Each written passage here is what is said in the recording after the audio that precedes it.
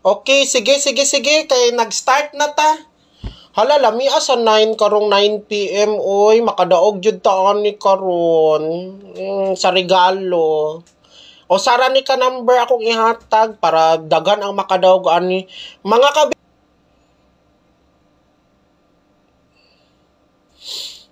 Okay.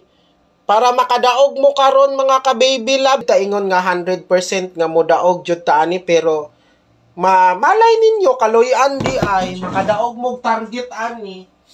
Di ba? Okay, nimo ang ako ang regalo sa imo, sir. Nadawat na nimo akong text o wala pa? Nag-text naman kog number, sir. 9 PM. Oy, by the way ha, sa mga nangutana, unsay guide nato karong adlaw mga ka-baby loves. Still, noibi gyapon ko. Kaya gani, noibi ato, anatay noibi karon. So, sumpayan nato ni. Sumpayan nato. No. So, posting ko noibi, pero kailangan jud mga ka-baby loves, mag-target rumble jud gyapon ta. Okay, gi-ads.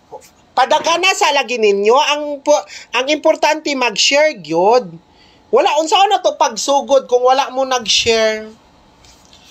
Guys, kani akong ihatag karon sa inyo ha, sa tanan-tanan. Pwede ninyo nitayaan sa 5 PM. Pinaka the best jud nako sa 9 PM. Kaning one number na to, diri gyud ni siya sa 9 PM. So alas 6:30, 6:30 PM kumuhatag ani mga ka-baby loves ha, sa 9 PM, 6:30 kumuhatag.